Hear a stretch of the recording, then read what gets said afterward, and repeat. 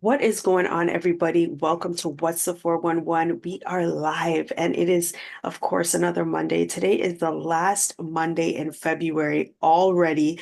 2024 is off to a jump start. It's getting out there. It's good. So welcome to What's the 411. We have another fabulous guest with us here today, another fellow podcaster who is going to talk to us all about her journey and how she got started. So go ahead, introduce yourself, Kershaw. Let everybody know all of the great things that you have going on. Amazing. Hi, everyone. I'm Kertia Johnson, and I'm an entrepreneur and a writer. And I recently, probably I would say a year ago, started my journey in podcasting, which is called The Other Side of Fear. And that in and of itself was a fearful experience. So I'm very proud to say that I have somewhat gotten to the other side of fear in some aspects with podcasting. Still developing with other things. That's nice. So talk to us about the title of your podcast. Why did you decide to embark, first of all, on podcasting? And then where did the title come from? Well, this has been a long time coming. I know it seems like everyone, the whole world is jumping into podcasting nowadays, and that's great. I love to see it.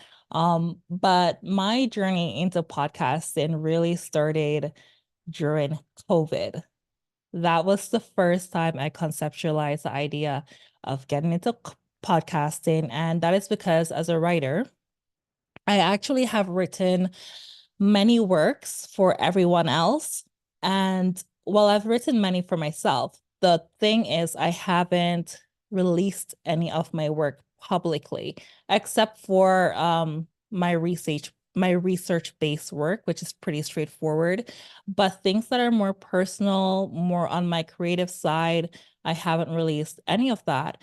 And so I've written a lot for other people, and they have done whatever they need to do with that. But my journey into podcasting started with the idea of transitioning my journey as a writer into the podcast. So that was the whole idea behind it. Um, Using it some way, somehow. I didn't know what it looked like at the time, but it was just the idea to kind of transition my work some way, somehow into a podcast, right? Whatever that looks like. However, my plans completely changed because I realized how important my personal journey was, right? So you asked about the title of the podcast, and the title of the podcast came out of my personal journey because I lived, I would say, a chunk of my life in a fear-based mindset, and I was completely unaware of it. And COVID gave me a lot of time to rehash a lot of things about myself, about my life, about my perception, what I perceive to be true, what I hold to be valuable. And I would say my journey doing that started before COVID, but COVID really put me in this vacuum whereby it was just me sitting and going over a lot of things repeatedly and really dissecting my life and looking at different areas independently, really getting into the guts of what my journey has been like, leading up to this point. And, I say this often, and I've said it often on the podcast, that I feel like I went through my 20s. I'm in my mid 30s now. I feel like I went through my entire 20s just walking, like sleepwalking. I would say walking with blindfolds on because I was completely unaware. You see things kind of happening in your life in the way that things will kind of repeat itself. The kind of messy situations you get in, you kind of get involved with, the messy people that you get involved with, the relationships that you get involved with. And I know a lot of us, we often say, what's going on? Why me? Why me? I'm a good person. Why, why are these things consistently happening to me? What is it that I'm doing wrong? What is it that I'm just not getting? Right? Why can't things kind of line up the way that I wanted to line up? And I kind of felt like my life was just out of my control. Things were just happening. I felt like life was happening to me. I didn't feel like an active participant in my own life. And it was difficult. I was struggling a lot.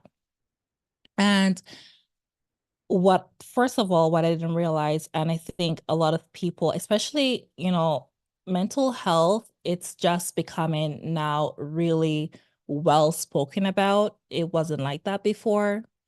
And I didn't realize at the time that I was having a series of mental health issues. Right now, I'd say first that there was trauma from my childhood that was not addressed, that was not acknowledged, that I wasn't even aware that I experienced trauma. I was aware that I experienced some unpleasant things as a child, but I didn't realize that I was traumatized. I didn't realize that I was dealing with complex PTSD. I didn't realize that I was experiencing depression, depressive episodes, which most of the times they were situational. They came with huge life transitions. So I didn't realize that I was experiencing a series of mental health um, situations. And so I didn't realize, because when you see yourself kind of going down the road that you've been trying to avoid so well, it just doesn't make sense. It doesn't add up. And I kind of like kicked myself a lot. Like, you know what I mean? You're just like, what is wrong with you? What is your problem? Why am I so stupid? Why can't I get this right? And those are thoughts that I actually had. What is wrong with me? I just can't seem to get this right. I just keep ending up in the same situations with people or down the same path that I've been trying to avoid. And it took me a lot of introspection to realize that I was actually, number one, still that traumatized child. Number two, the trauma that I experienced in my childhood developed a certain mindset that I was now operating from because the brain pretty much it works like a computer. It does what it's programmed to do, right? And if you are now unaware of the programming that your brain received, you are now stuck operating from that programming. So the other side of fear is pretty much came out of my journey of realizing that I was operating from a fear-based mindset. There were a lot of things, and I'll use this as an example. Um, I was a straight A student that thought I was stupid because that is a programming I received in childhood. Now that doesn't make sense, right? It makes no sense at all. But the truth is that there were opportunities that I missed out on because I didn't think I was good enough. I didn't think I was worthy. And so there were things that were right in front of my face. And I didn't hold on to those. I didn't grasp those opportunities because I didn't think I was good enough. Even when on paper, it's just like, yeah, she's a really smart girl. She knows what she's doing. This is an intelligent human being. But my brain didn't believe that, right? So there were a lot of opportunities that I allowed to slip by because of that, because I was operating from fear-based thinking. And a lot of the way that I showed up in my personal relationships also came out of fear-based thinking because I was that person whereby I was a people pleaser, right? I wanted to be everything for everybody because I wanted to feel loved, right? Because I experienced a childhood where there were situations that created an environment where I felt unloved, or I felt like I wasn't enough, or I felt like I wasn't deserving. And so now I am this young adult who feels the need to prove that I'm deserving, who needs to prove that I deserve love. And so now I people please to overcompensate for what I felt I lacked. And so pretty much that is what it came out of, because I really want to show people that what I really want to do is to provide something for others that I needed most when I was going through some of the darkest times in my life. So pretty much that's what it is. Pretty much, she says, guys, after she just gave us, like, a full scoop of what you went through. That's deep. That is some stuff. No, because first of all, you gotta give it to yourself. Pat yourself on the back, big up yourself, because not everybody can actually, first off, admit to certain things that they're thinking, certain things that they're going through, um, and then try to solve those problems and then bring those resolutions to the masses to try to help other people. Those are three huge, like that's huge, huge, huge, huge, huge. And yes, during COVID, a lot of people, had to do some self-reflection because COVID gave us time. Yeah. Time, right? Like, where were you going? You were not going anywhere. And you just had time to really sit with yourself and try to reflect on what was going on. Some people did the deep inner work, such as yourself, and some people didn't. But it is a personal choice and a personal journey at the end of the day. But you spoke on so many different things that I definitely want to dig into. First off, mindset, you know, um, what type of, or like, how did you begin to realize that you had this childhood trauma that you needed to overcome? Because everybody has some sort of trauma in their life. It's a fact. We're all, we're not perfect. Our lives are this, our lives are that. Some people can relate to what you're saying and others have different stories, but we can all relate to having some sort of trauma in our lives that we either have to address and overcome or we just learn to kind of deal with. So when did you realize, because you said you didn't really know this about yourself, or maybe you didn't, talk to us a little bit more about it. Go deeper on that. Well, that's the thing, because when you think about mental health and the history of mental health, historically, you hear about Alcoholics Anonymous, you hear about a lot of chronic, severe mental illnesses, schizophrenia, bipolar disorders, PTSD, and PTSD was often attached to people who served, maybe police officers, people in the army, and so on and so forth, right? That wasn't really necessarily attached for a very long time to trauma, to other types of trauma, right? So I was also one of those persons. I wasn't aware that I was experiencing symptoms of PTSD, right? My reactions, we talk about getting triggered a lot. Now we use that word a lot, but before we didn't used to use that word. Think back to when we started using it, when that term became popular, when we started realizing like, okay, we are getting triggered because there's something from our past, there's something in our present that's reminding us subconsciously of something that we experienced from our past. And now we have developed this term, triggered.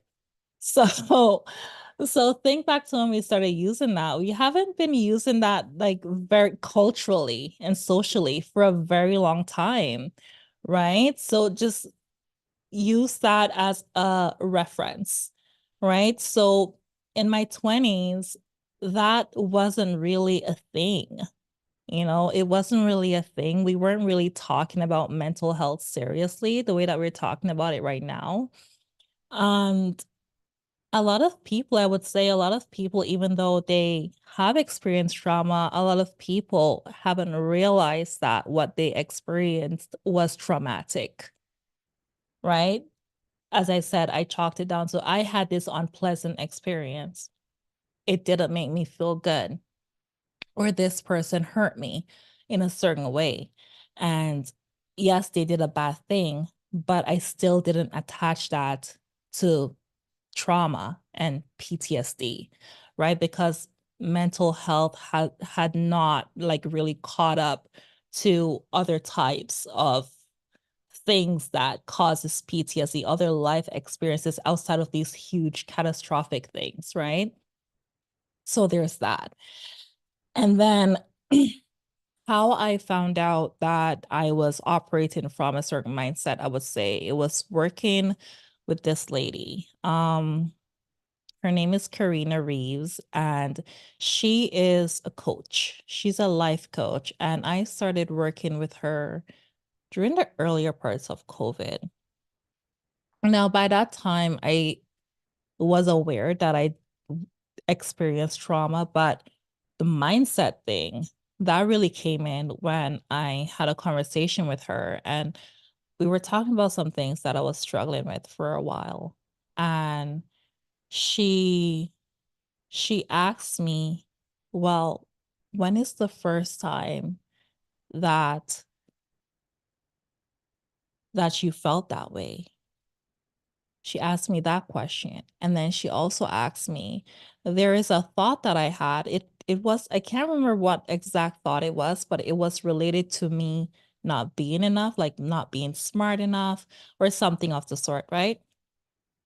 And she was like, well, who does that story belong to? And I was just like, my mom.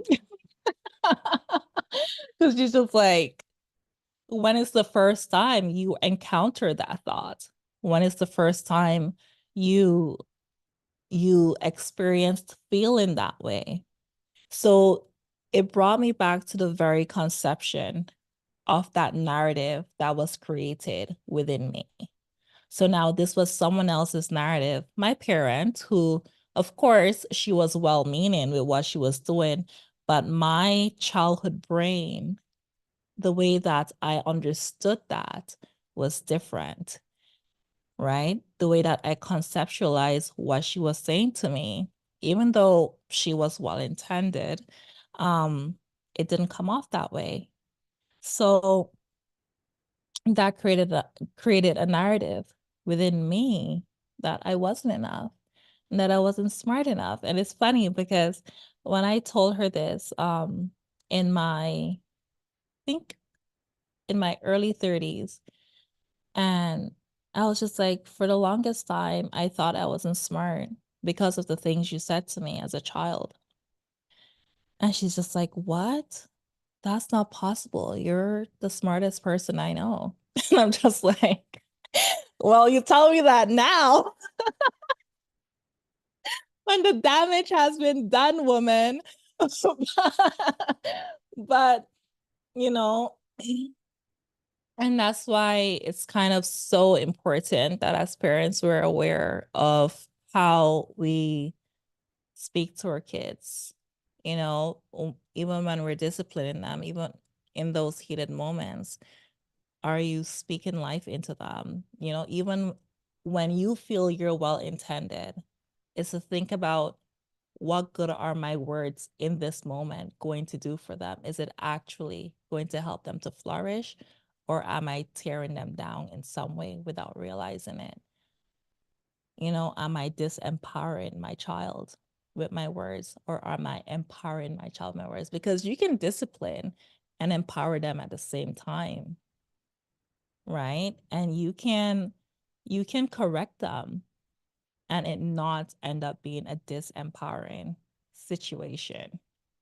So that was that. So that was when I first encountered what my mindset was.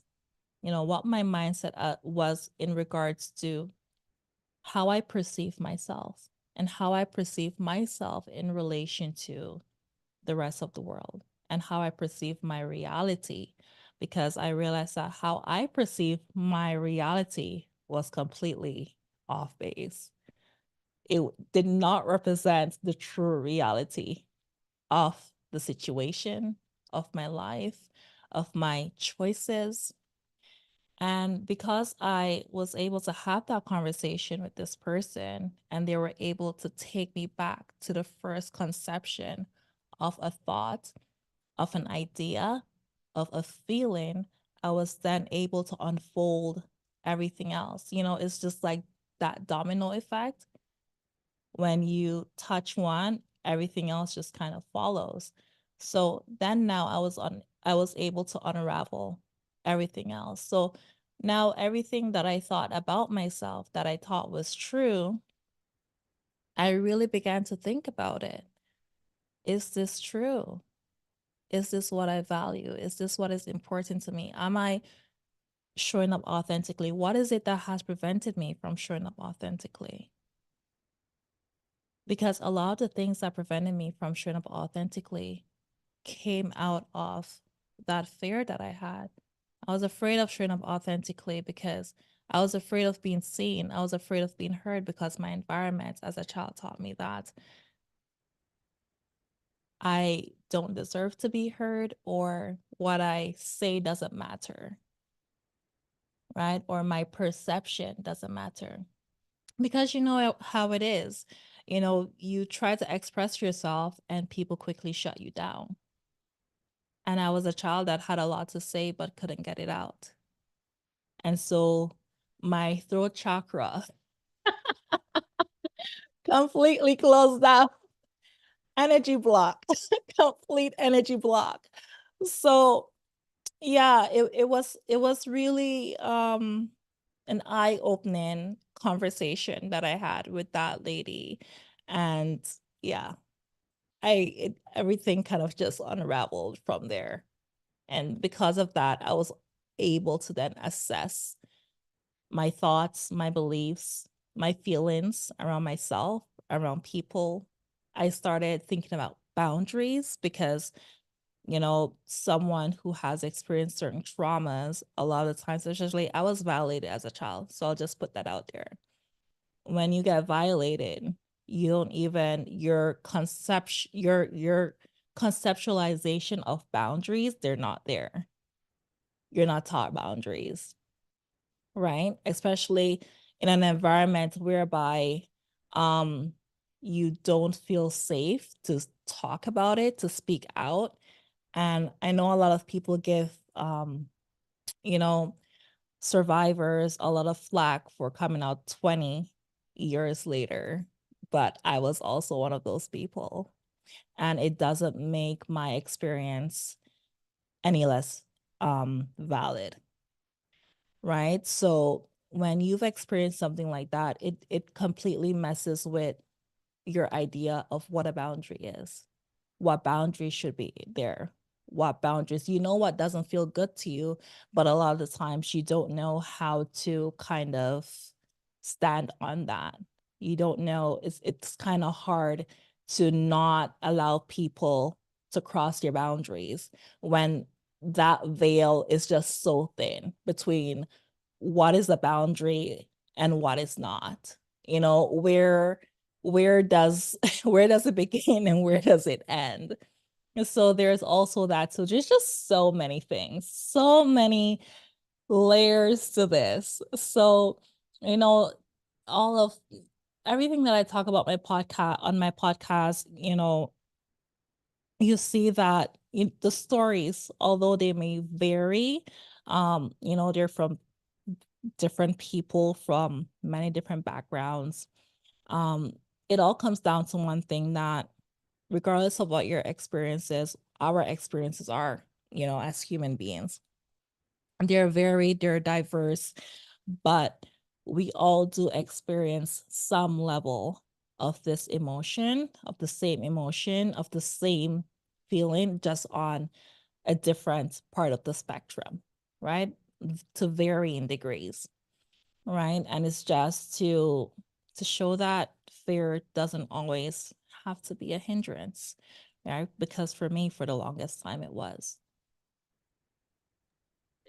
Wow. Well, I definitely am sorry to hear that you had that experience as a young person. And of course, we can see where, you know, that must have impacted your boundaries. It must have impacted your mindset as well. But that's a lot of work to have to go through, to have to build and change a mindset because once your mindset is, like you said, it's a program, right? Our minds are like this garden that we've been growing our whole life. When, Yeah. by the time you're 30, 35 years old, you have this whole garden that has been, seeds have been planted. You've done all this work in this garden, and then you've got to uproot so many different trees, so many different plants, so many different weeds that have just been growing there that you're finding all over your garden. You know what I Yeah. mean? So, that's a lot of work. So take us through a little bit of how you managed to come to the place where you are right now to actually put this information out because you said, after a certain amount of years, you decided to, express yourself and let people know what happened to you. And that could not have been easy either, but it must have been a part of the healing that you had to do to in order to be able to express yourself. So yeah, give us a little bit of advice to anybody that might be listening that, maybe wants to speak up about an incident that may have happened to them or that they're going through, but they just don't know how. Well, I would say that hmm, it's been it's been a lot of different things. I'd say I am not 100% healed. There's no such thing as being 100% healed. It's just a constant progression, in your evolution. But I would say that I definitely seek therapy. That's for sure. And I know it can be tricky finding the right therapist. I know sometimes people are hesitant to get a therapist and all those things, but it kind of takes a while before you find someone that works for you. People get discouraged easily when they go to the first, the second, or the third, and it's just not clicking. It's not vibing.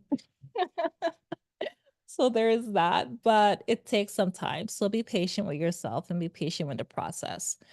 Um, but generally be patient with yourself and patient with your process, not just with the process of finding help. So there's that. Self-compassion. I kind of encounter this, and I know not everyone can afford to get therapy. So let's put that out there. So little things, I kind of encountered this term in my Buddhist psychology course. That was the first time I encountered self-compassion, that term. And I was just like, what is that? You know? And I didn't realize that I was being the opposite of what I often am to everyone else, to myself, right? So I am a very empathetic person, and I usually freely offer empathy and compassion to everyone, right? I'm a lover. I love people, right? Even though I often don't understand them. I love human beings, but you know, the kind of compassion that I've offered to others and that I've afforded others, I haven't afforded myself. I haven't given that to myself.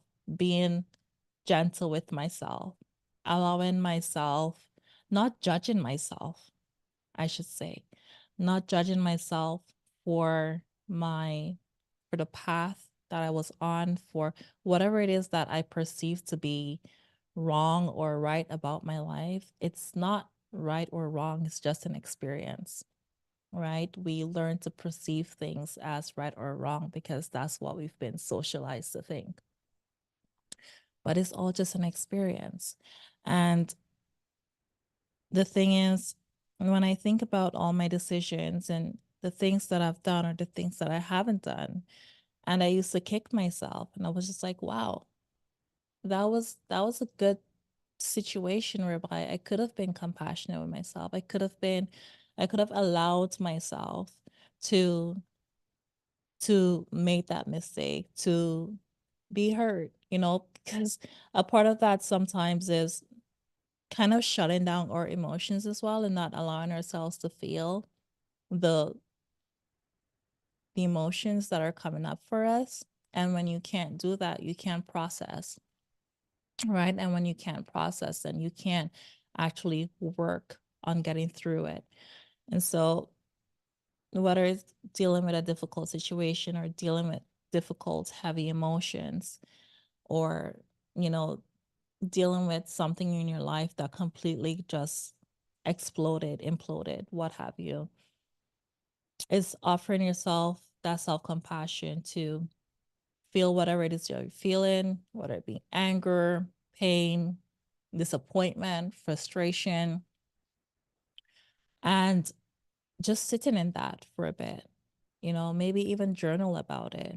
Write down how you feel and why you feel that way, because then it helps you to kind of get that out, right? To release. It's to release. So, journaling has also been a part of my journey, right? And just releasing a lot of stuff, a lot of things that got left unsaid, or I felt like I couldn't say, or a lot of bottled up feelings that I had inside me, that kind of, because I am that kind of person that when I don't express myself, it affects me physically. I get physiological symptoms of whatever it is that I'm going through. So if I'm really upset, if I'm really angry or depressed or sad, for instance, I won't eat because I would literally physically feel ill, right? Or sometimes I would vomit. So channeling that into my writing was a huge thing for my healing. And not just with journaling, but just even general writing when I tapped into my creativity and kind of channeled those emotions and things through whatever it is that I was writing, that helped with my healing journey. And writing or journaling looks different for everyone. I discussed this with someone before in the podcast that you can journal by making a voice note, like an audio on your phone, by recording yourself on video, on audio. You can journal by through your art, through anything that is authentic to you and who you are. You can use that as a means for journaling. Journaling is different for everyone. So there was journaling, there was the self-compassion component that came along with that. Um, and I'm so happy I came across that, because a part of getting through that course in university was we had to assess our lives and everything, and kind of pinpoint what it is that we haven't been compassionate to ourselves about, and how we can then learn how we should have showed up for ourselves. So that was a huge part of passing that class. And oh my God, I kind of I kind of happened to I fell into a lot of things that kind of helped me along the way, because I didn't see that coming at all. So, but now there's a lot of talk about that, generally speaking, and yeah, people should definitely check that out. Like, Google self-compassion, and there's different ways that you can be compassionate to yourself. It shows up differently for everyone. Do what's unique to you and what feels good for you, whether it be journaling, listening to music, writing music, making videos, making audio, doing a podcast, all of that. But there was that piece. And then I would say, just for me, reading, because I read a lot. So at the times when I couldn't do therapy, I continued to educate myself. I continue to read about the questions that were still left unanswered. I read a lot of self-help books. I read psychology. I kind of read anything that is related to me, or not just to me, to everything else as well, but anything that I feel like can help me on my journey, I read it. I find material on it. So I definitely research, I read, and I see what it is, what I can relate to, what I can't, what I can implement, what feels good for me to implement, and the ones that don't, I kind of like let that pass. It's been like just so much, and this podcast itself has been a healing journey. Um, I'd like to say though that a lot of my traumas came up. I got triggered a lot during the creation of this podcast. It wasn't easy. I didn't just get the things and jumped on the mic like, yeah, I'm gonna do this. It's time, long time coming. It didn't happen like that. I think my first microphone for more than a year before I started recording. Yeah. Yeah. It was bad. And I'm writing episodes, I'm doing all these things in the back, but then I could never bring myself to record because I was afraid. I was so afraid. I'm just like, what are people gonna think about what I have to say? Are people gonna even care? Is this gonna resonate with anyone? You know what I mean? Because in the world of fast media, podcast is a little bit slower. Now it's getting a little bit fast. Podcasting is a little bit of a slow paced game from what I've seen and experienced myself, but I know it's getting a little bit faster now, and that's good. I like what I see out there, but thinking about it back a few years ago, it was considered a more slow-paced media. It's not something that was just out there in your face all the time, So I was just like really thinking, it was just that little girl in my head. What I have to say, does it matter? Does it matter? Do people care? Do people want to hear about this? I know it's helpful because I know what my journey has been like. And I know that, a lot of the things that I've done and the way that I have been able to assess my life and how I got to this point has been helpful for me. But knowing that and kind of then putting that in perspective what with how my brain was programmed as to, well, your voice doesn't matter. It was challenging. So doing this podcast in and of itself was a very fearful experience for me. This me, like no one would have thought that I would be like this because I was always thought of this timid, quiet, shy child, right? So if you ask anyone that knows me, I don't think a lot of them expected me to do this either. So, yeah, that's pretty much what it is. I hope I answered your question. I know I just threw a lot of things out there. There are just so many other things that I know I can't get through in the time that we have. Mhm. But I'd love to encourage anyone who has any further questions. If you want me to get deeper, For the things that I've forgotten to mention, you can always reach out to me and we can chat about it.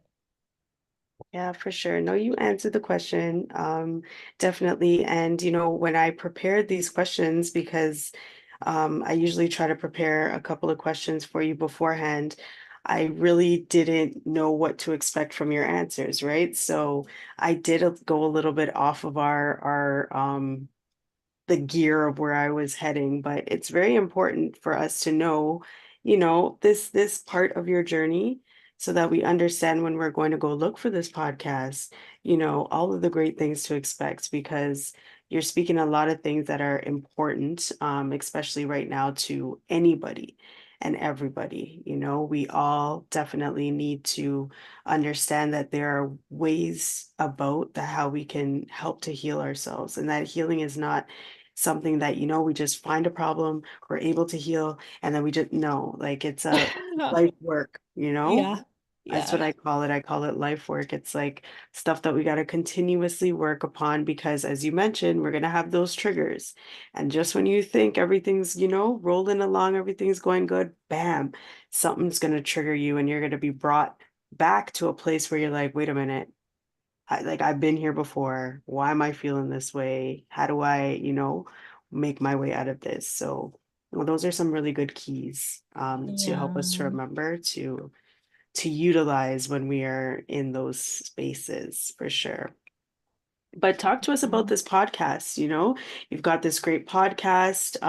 What type of different individuals do you have on your podcast? And is it like an interview style or what's going on? Well, definitely right now, the first season is an interview style. The second season will be more solo. So you'll get to hear more of my personal story. You'll notice that if you listen to the interviews that I have with these individuals, I kind of, I usually have such an amazing connection. I've been so lucky to have such an amazing connection with a lot of the individuals that I've interviewed. And I have just, I don't know, when the vibe is vibing, so you'll hear me just drop something in the interview. Oh, yeah, like I've been through that too. And this is what happened. Right. So you'll see some of my own story unfold during some of these interviews. Not all, of course, because there are definitely stories on there that I can't relate to, things that I've never experienced, but the ones where I could absolutely relate, I just throw stuff out there. So I've already recorded, I would say 50 episodes for this first season. So far, I think I have half of those out. So I'm just releasing those gradually. And the second season will just be, which is later down this year would be solo, me talking about my experience, my healing journey, and then also providing a lot of resources, a lot of tips and strategies that I didn't mention tonight. Really get down like a real deep dive into a lot of strategic things that you can implement into your life that can help you to uncover a lot of things. So it will transition towards the end of the year into something else. But the individuals that I've had on the podcast, like I've had doctors, psychologists, veterans, authors, speakers, literally any and everyone, people who are life coaching, entrepreneurs, because that's what it's all about. It's about showing that at the end of the day, we're all connected, right? You kind of have this illusion that we're also disconnected and we're also individualized and you're over there and I'm over here. But when you listen to these stories, you will find a piece of yourself, of your story, of your experience in each and every one. of these individuals. Because the thing about being human is that we all want the same thing. We all aspire to a lot of the same things. We all want to feel loved. We all want to feel a part of something. We all want to belong. We all want to feel valued. So I don't know any human being that doesn't want to feel loved, that doesn't want to be valued, that doesn't want to feel like they belong. We all want that. Yes. So we're more similar than we're different. And the way that we've been socialized, it has created this disconnect between first us and ourselves. And because we're so disconnected from ourselves, it's that much easier for us to be disconnected from others. Hmm. Right. And that's what the podcast shows, really talks about. And, you know, as I said earlier, I want to show that fear doesn't always have to be a hindrance, because I was very fearful in doing this podcast, but I did it anyway. Fear can actually be a motivator. It's just a matter of perception, because maybe the fear that you're feeling around doing something, anything, is actually a signal that you're on the right path, that you're not on the wrong path. You know what I mean? Yeah. Because you're afraid because you're uncomfortable, because the situation makes you feel uncomfortable. And I don't know, but from my experience, it just happens that a lot of the things that has put me out of my comfort zone were usually situations where I learned the most, where I grew the most. I had my biggest lessons from the things that made me completely uncomfortable, completely fearful. Because a lot of the times we're so caught up in trying to predict what's going to happen in the future. We're always trying to predict the outcome of something. And a lot of the times that prevents us from doing anything.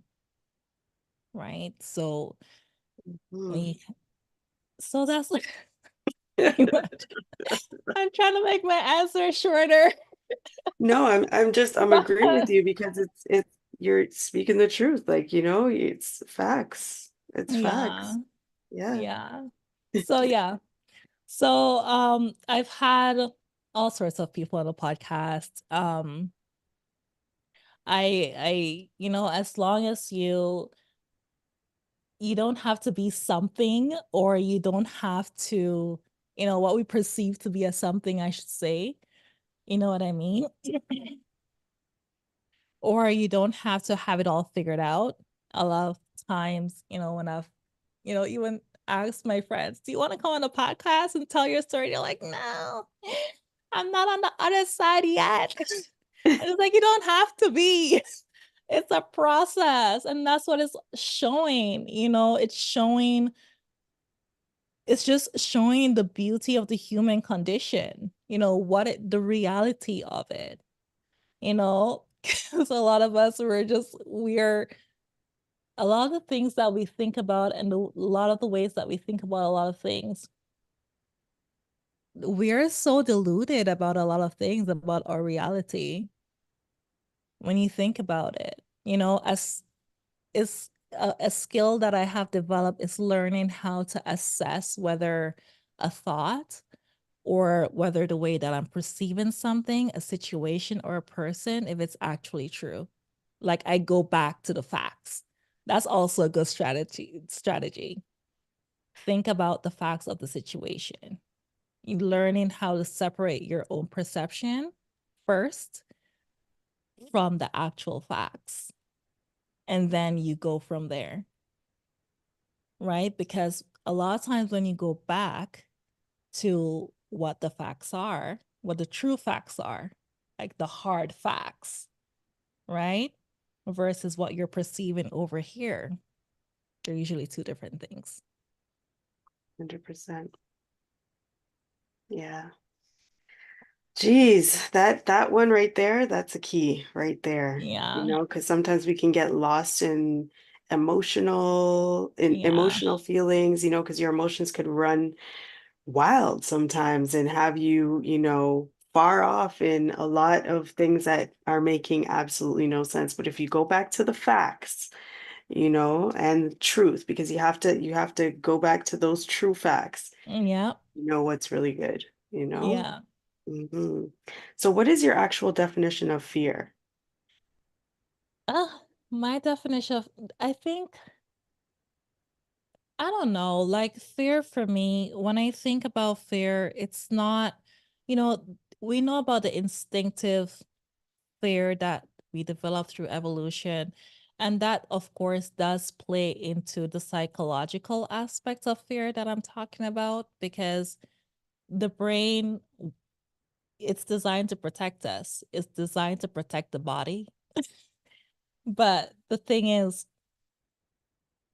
when when I talk about fear, I'm talking about, you mentioned one word there, emotion, right? And a lot of us, we're ruled by our emotions, right? So it's an aspect of that psychological aspect of the fear, whereby we allow ourselves to be ruled by what we feel, but also by what we perceive, right? And our perception, a lot of times, just going back to what I said earlier, our brains receive a certain programming from our environment, from our culture, from our ethnic group, from our family. And so when you receive that programming, that's the programming you operate from moving forward. And so a lot of times you have the perceptions of others built into the perception from others, external perceptions built into your own perception of the world. So, for example, your parents can pass their fears on to you. So the things that they feared, now you learn to fear the same things, even though you haven't experienced what they have experienced, right? So there's that. So when I talk about fear, it's that thing that prevents you from moving forward, from progressing. The type of fear whereby you, for example, I would say you're obsessing, as I said, over the outcome of something before even taking action on that thing. The kind of fear that prevents us from chasing after the goals, our desires, the things that we want for ourselves, prevents us from showing up authentically, being true to ourselves, owning our desires. So that is what I'm speaking about. That psychological aspect that is tied into our perception of our reality. So that is the type of fear that I'm talking about. And oftentimes that's exactly what stops us for showing up authentically, from owning our desires, from, because, and I know a lot of people, and I am not faulting anyone, you know, there's no judgment when I say this. A lot of the times we kind of, and we've all done it to some extent, we go along with what we're expected to do. We go along with the roles that we're expected to fill, with the persona that we're expected to embody. When it talks about how you choose to show up in the world, what we choose to embody, and how we choose to embody that, a lot of that comes out of our upbringing or our socialization, our environment. And at what point do we kind of shed that and show up the way that is authentic to who we are, that is authentic to what we want? what our desires are, what is a true representation of us, right? So it goes into so many different aspects of your life. It's not just one thing.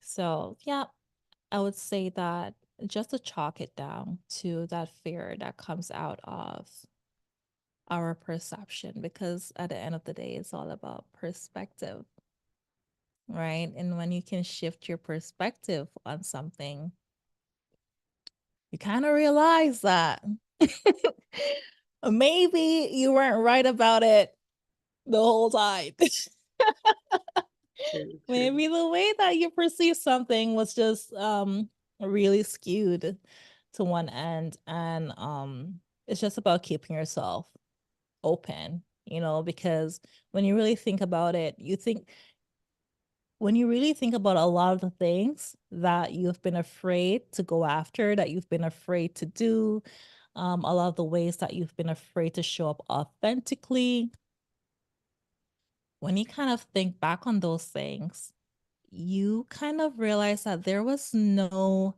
tangible thing that was actually preventing us from doing what we needed to do, Yeah. right? There was no, and I'm not speaking about, because we're not even talking about like finances or things that I'm talking about. Like, of course, there are things that financially is hard for you to do, but there is a little thing, one little thing that you could do that would probably cost you nothing, that could get you closer to moving towards that goal, right? It might not take 2 months, it might take a year, but sometimes even completing the most menial task seems so daunting, right? I bought a whole mic and I didn't start recording until a year later. Yeah. But the little things I did in the background was do research, I was writing, I was doing all those things, but at some point I needed to get on the mic. But there are things that you can do that are tangible, step by step, as they say. You eat an elephant one bite at a time, right? So a lot of times, at least for me, I found that a lot of things that I was so afraid of, a lot of the steps that I need to take for myself, the way that I need to show up authentically, all those things, there was no tangible evidence around that prevented me from doing those things. There was no tangible evidence that said it's dangerous to show up as yourself. It's dangerous to speak. It's dangerous to put your voice out there, put your podcast out there. There's no danger, but my brain told me there was. But of course, there was no tangible evidence. Everyone is out here speaking and putting their ideas out into the world, but I was afraid to do that. Right? The evidence said otherwise, but yet I was still afraid. So yeah, it's that psychological thing that's just really skews our perception of reality. And that's what fear is to me. Yeah. And you're right, because a lot of times when you step into that fear, when you actually just do the thing that you perceive to be super scary, you get into it, you get over it, and you realize that it may have not been as scary as you thought, you Exactly. know? Yeah. Yeah. And there's this African proverb that says, if there's no enemy within, the enemy outside of you can't hurt you. So a lot of Mm-hmm. times it's ourselves. We are our own worst enemy at times. And it's hard to see ourselves outside of ourselves to actually step into something greater that may Yeah. be our purpose, But I mean, yeah, this is all a part of the work, the work, the life work that we we are all assigned to do for ourselves. Yeah. Hmm. Absolutely. Yeah, for sure, for sure. So how hard is it to stay on the other side of fear? Because we all know we can step into it, we do the thing, but then there's another thing, and then there's another thing, and there's another thing. So how do you stay on the other side of fear? Um, how do I stay on the other side of fear? Mm. Oh, I just do the thing anyway.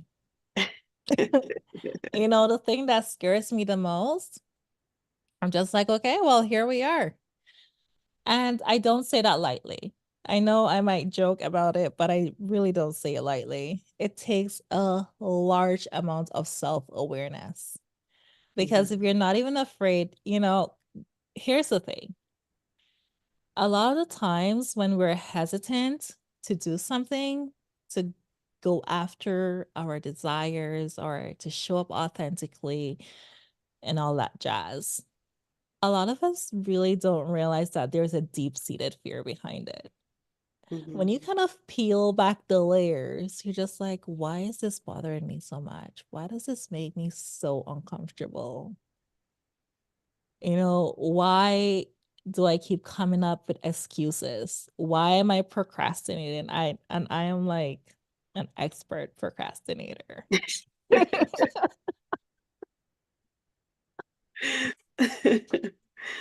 Yes, I was that person that was writing 20-page essays the day before. But it's not because I wasn't capable of doing what I needed to do. I'm well capable, right? But I was just afraid.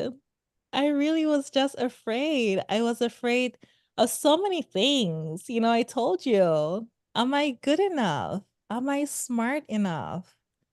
What are people gonna think about me?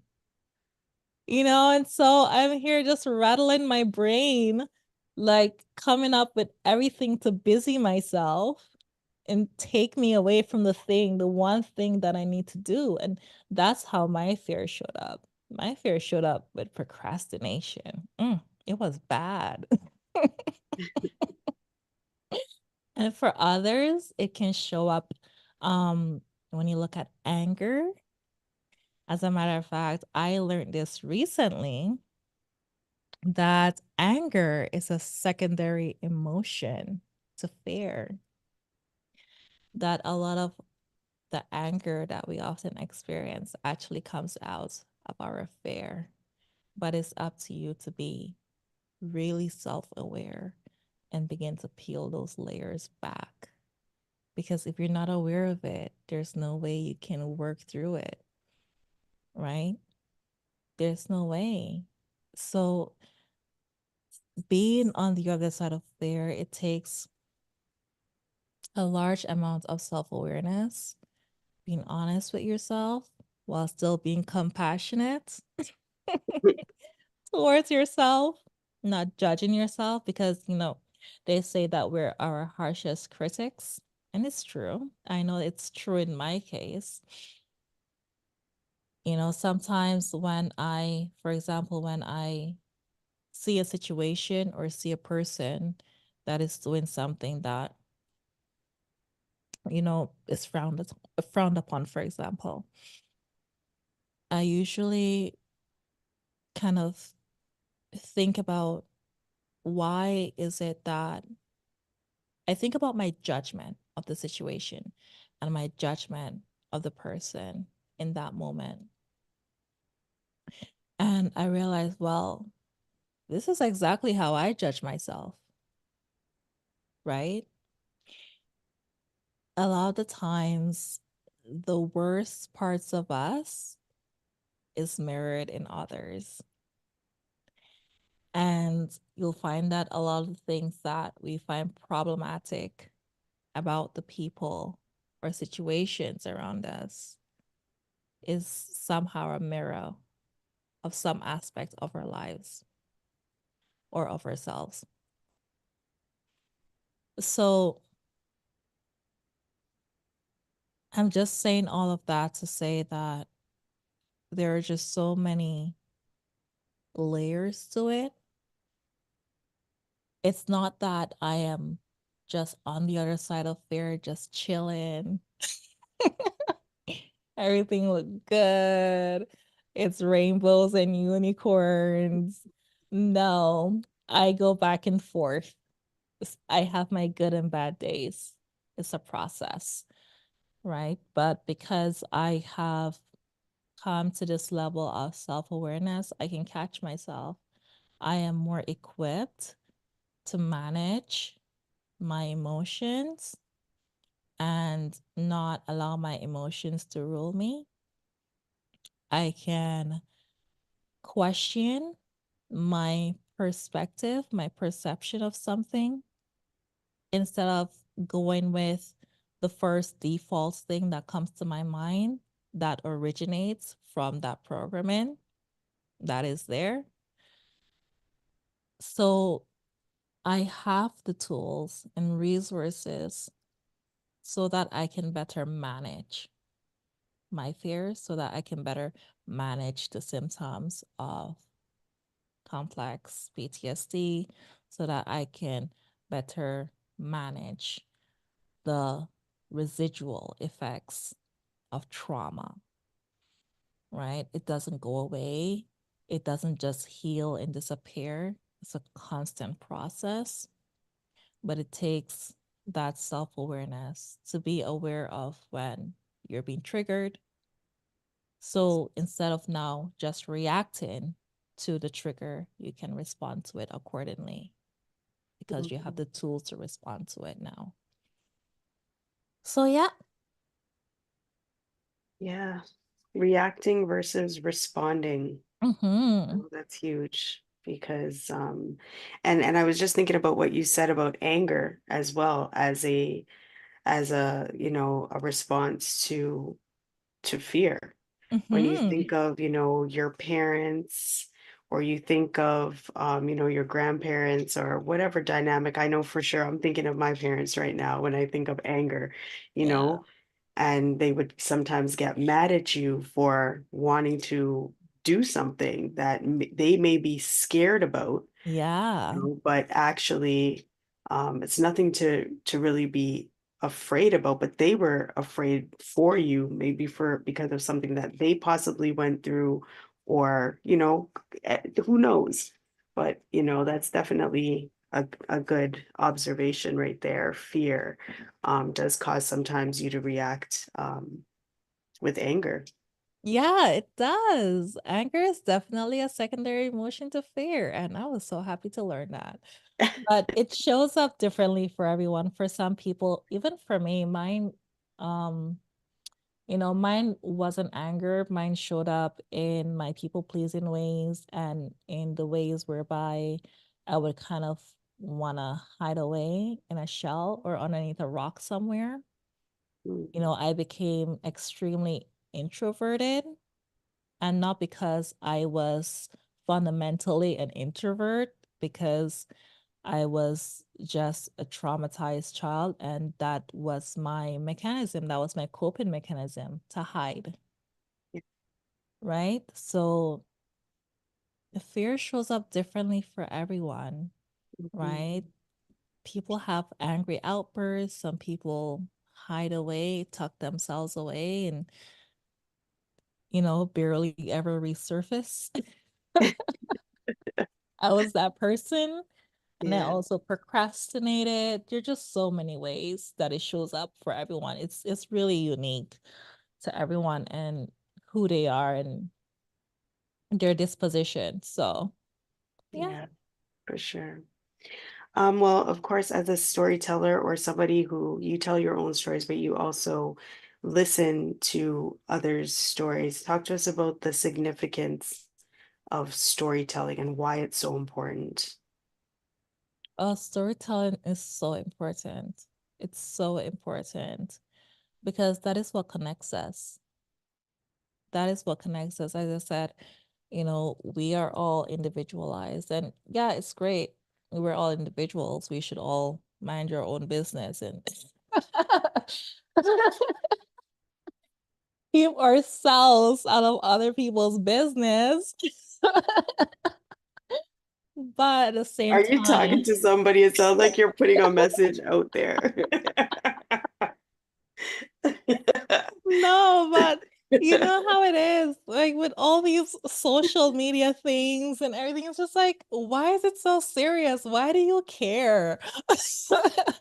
Right? Right. Why are you so deep into someone else's life? Hmm. Let's put your life out there and let us all pick it apart and let's see what you think about that. You know what I mean? So of course, yeah, we all need to mind our own business. There's that, but there's also the aspect that while we're minding our own business, we can extend empathy to others. You know, we're not as separate as we think we are. As I said earlier, we all aspire to fundamentally the same things. You know, I'm not talking about materialistic things and what have you, like the feeling to belong, love, feeling valued, those things. And that looks different for everyone, right? But yeah, I think it's just when you tell your story, you kind of allow others, especially stories like this, any story, but it forms a connection, human to human connection, because people feel validated. They feel validated in their experience. They see that they're not alone, you know, because when we're going through things, we often feel alone. We often feel isolated. A lot of things that we often experience, we don't even talk about it. But when someone can speak their truth, it can validate your own truth. It can validate your own thoughts, your own feelings, your own experience. So it's so validating when you can hear your stories reflected in the life of someone else, right? And it might even encourage you to tell your own story, which is important because it's healing. It's so healing. As I said, you know, when I journal or just write in general, it's been a healing experience for me. This podcast has been a healing experience for me because I'm releasing. It allows me to release. It allows me not to hold on to a lot of the things that I was holding on to for so long. So much of the pain and the anger and the confusion. And it helps to put things into perspective. You know, sometimes when you carry things with you for so long and they're just there, they're just stagnant, and you don't get it out and you don't say it, sometimes it stagnates that energy of you being able to process. Sometimes just saying something out loud, you can, when you hear it out loud and you hear how it sounds different, or you can create a different image of it, or you can say, you know what I mean? You can have a curiosity about it. Why did I think like that? Why am I thinking like this? Why am I thinking that way? Sometimes getting things out allows you to process it when you say something out loud, or when you say to someone else, to someone trusted, or to a psychologist, or on a podcast, and just having that person even validate you and hold space for you. It's so important. It's so important. And it helps you with your perspective shift as well. Because keeping things, when you keep something inside of you, you can't process it. It's just there, it's stuck. It's like a roadblock, right? It doesn't get processed. It's it doesn't get the wheel moving towards your healing. So you have this stuck, stagnant energy around something or a situation or someone, and you never talk about it. And this thing is just like hurting you, or it confuses you, or it frustrates you, or it makes you angry. or it causes you some level of suffering.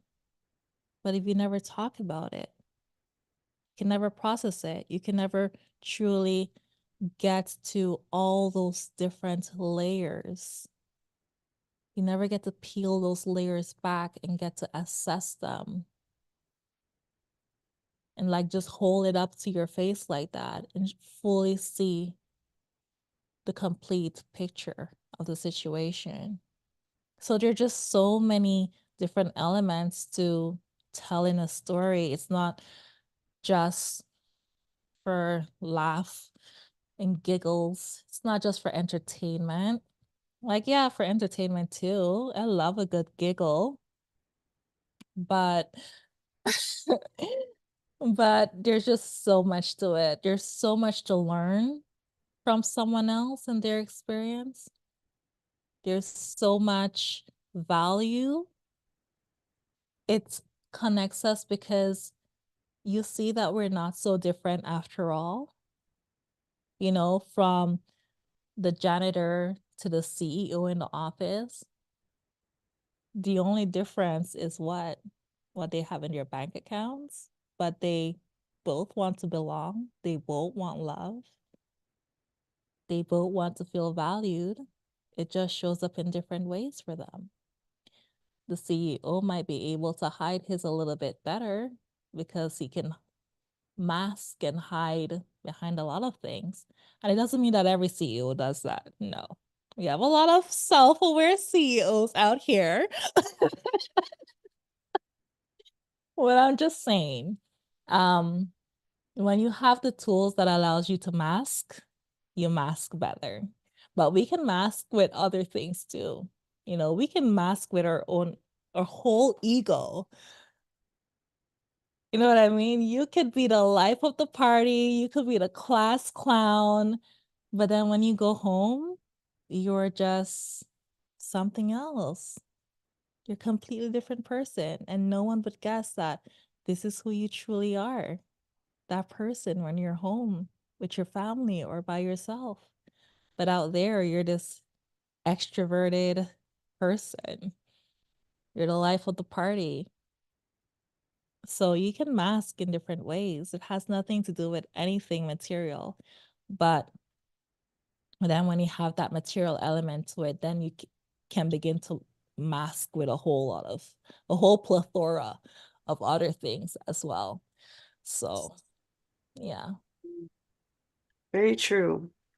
And I mean, as you were talking, I was thinking about the fact that, sometimes um the storytelling is almost like you have this wound, you have a cut or something, and you know, all wounds need air to Yeah. heal, right?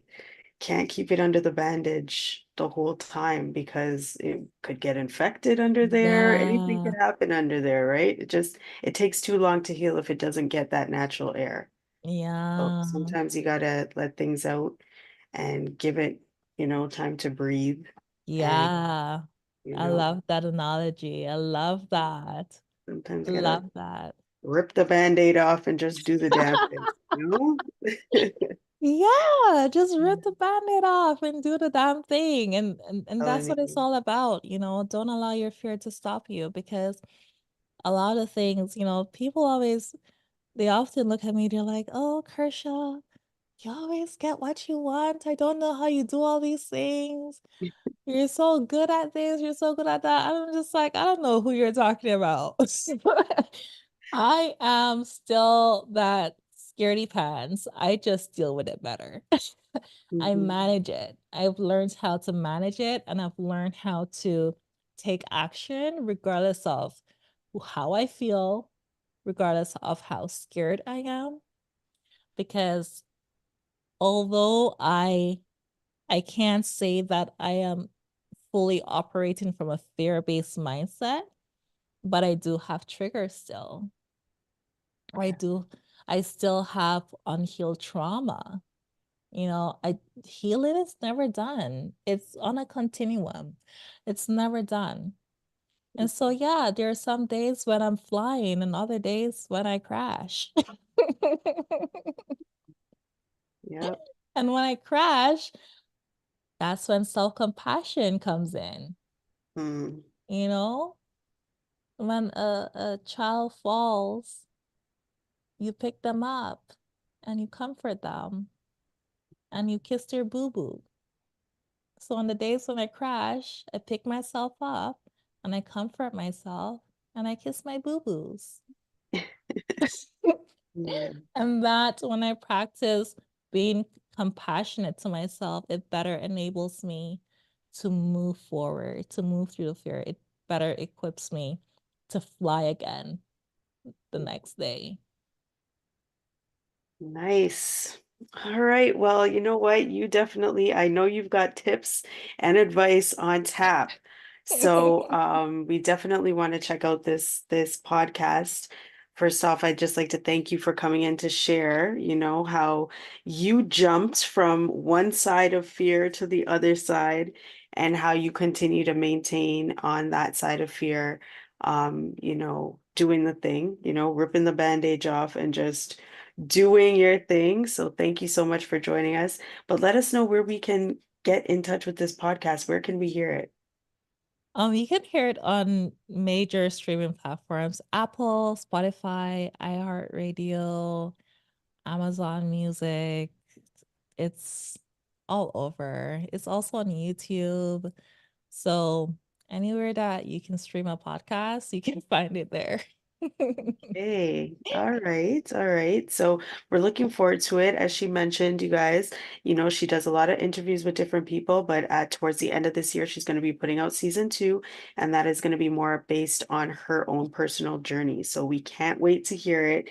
We're excited. You have a bunch of guests. You said you have like about 50, right?